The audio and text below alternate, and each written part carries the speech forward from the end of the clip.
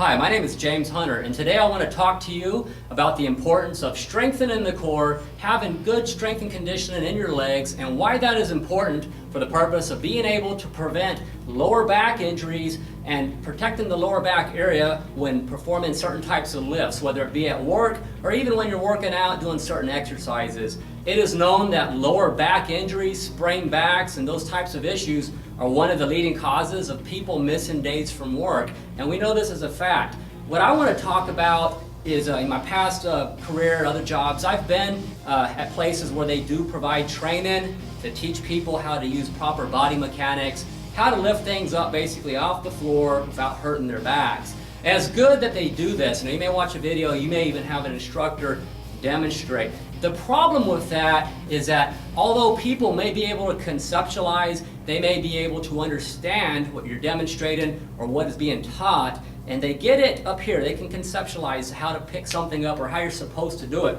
The problem is if you don't have sufficient strength and conditioning in your lower body, your legs, your core is not in shape, if you're too deconditioned in those areas such as your hamstrings, glutes, thighs, your overall legs, all those muscles groups, that system, they help systemically support the lower back area, provide support when you're lifting things up. So if that strength and conditioning is not there, people are not going to be able to properly execute proper body mechanics to pick stuff up off the floor and thus be able to protect the back.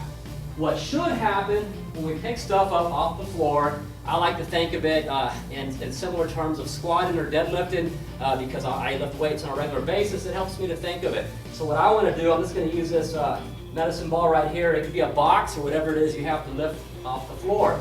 Ideally, what you want is just like a squat or a deadlift, you're going to sit into it. That way you have the advantage of your legs supporting you on the way down. You're keeping your back, your posture is good, my chest is out, my back is flat.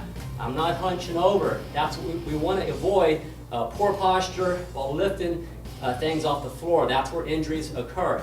So ideally what you would like to see, conceptually I know what I'm supposed to do, sitting down into it like a squat or deadlift. I'm keeping my arms straight on the way down. As soon as I have whatever it is I need, a box, whatever, I'm going to use to strengthen my legs, pressing through my heels, getting as much leg drive as possible. I'm pressing the ball off the floor, and as soon as the ball travels over my knees, I'm bringing my hips into it.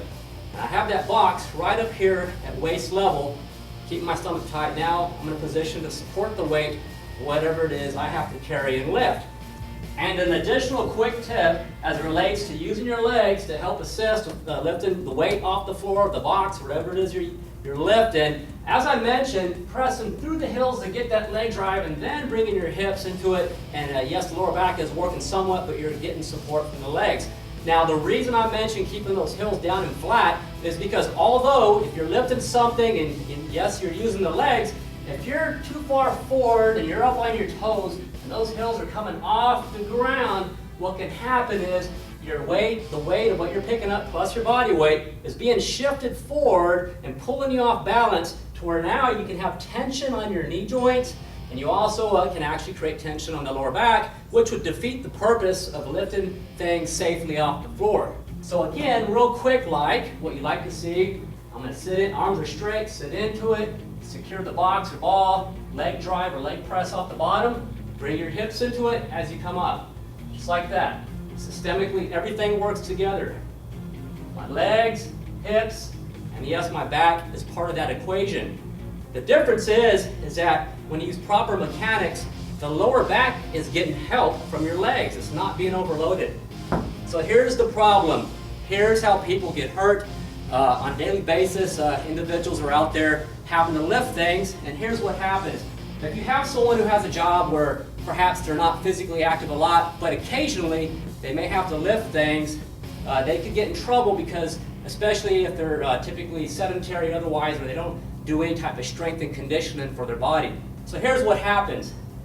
I can be, for example, a person who's been sedentary, and I've received proper training by my employer how to pick up something safely to avoid throwing my back out. Well, I remember the training. I'm supposed to do all those proper posture, use my legs, and so on. But if your legs lack sufficient strength and conditioning, here's what usually happens. And I see this a lot in people who are beginners and weight training programs who haven't developed any leg strength and conditioning or sufficient core strength. When they try to pick stuff up, here's what happens.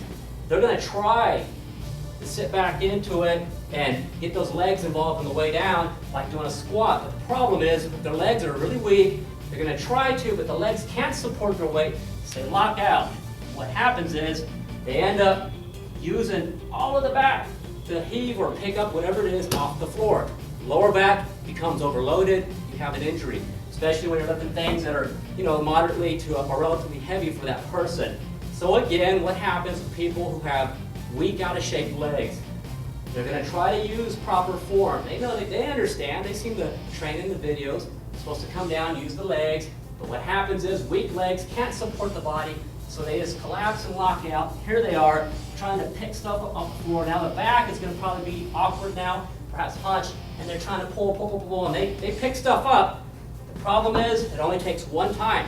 One time, throw your back out, and then you're missing work. Also, even not on the first time you hurt your back, repetitively picking things up the wrong way over time, it's going to create issues with your back. And I understand why people use improper form after they've received training. It's not that they're necessarily are people who are not able to learn, it's just that they don't have the prerequisite. They don't have sufficient core strength, the legs are too weak, so they can't execute, they can't pull the trigger, if you will, if we use that expression. So that's the problem. So then what you need is to have some type of a program that occurs on a regular basis, if even once, maybe twice a week, doing specific exercises that are going to help strengthen the legs. You want your hamstrings to be in good condition, your glutes, quads. You want to do exercises that help strengthen the lower back, your multi-joint core exercises. You want to be doing those. And different programs can involve, several exercises in the morning, basic stuff. You'd be surprised what a few basic movements throughout the week can make a difference. Ultimately, the best plan is to have a strength and conditioning program where you're actually doing some weight training, lifting weight that is beyond what you would normally occur in your regular activities of daily living. You want enough weight that's sufficient to provide a stimulus to the body so those adaptations will occur. Your body will become stronger, muscle will be getting better condition, and so on. So I hope this information helps. Just remember, there's a lot of things involved that we take for granted. When we use our bodies, things work systemically together. When I pick things up, I'm using all of my body. It's not just one joint, one muscle working, it's things working together. So if you have a deficit or a weakness in a certain area, if you have weak hamstrings, you don't really do a lot of things for the hips, the glutes, well, you're going to run into problems when trying to do things that require you to lift. That lower back is at a greater risk. So I would encourage everyone, to try to, do some basic exercises to try to maintain their body, to help strengthen that core, and to, use not just proper technique, but use a good practice at being regular with exercise, strength and conditioning is going to make a big difference in your life. So if you're an employer out there and you have concerns about your employees and you want to reduce the incidence of injuries at work, specifically those lower back issues I'm speaking of where people have injuries and it means missed days from work, I do provide presentations and trainings specific for different topics, including the one I just mentioned about safety, strengthening the core, and avoiding injuries to the lower back. I'm a fitness and wellness instructor, and I believe in a comprehensive approach when designing programs and or presentations to meet the needs of individuals, groups, companies, and businesses. So feel free to contact me at my website at www.jameshunterfitness, and I'll be glad to see what I can do to help you. Thank you.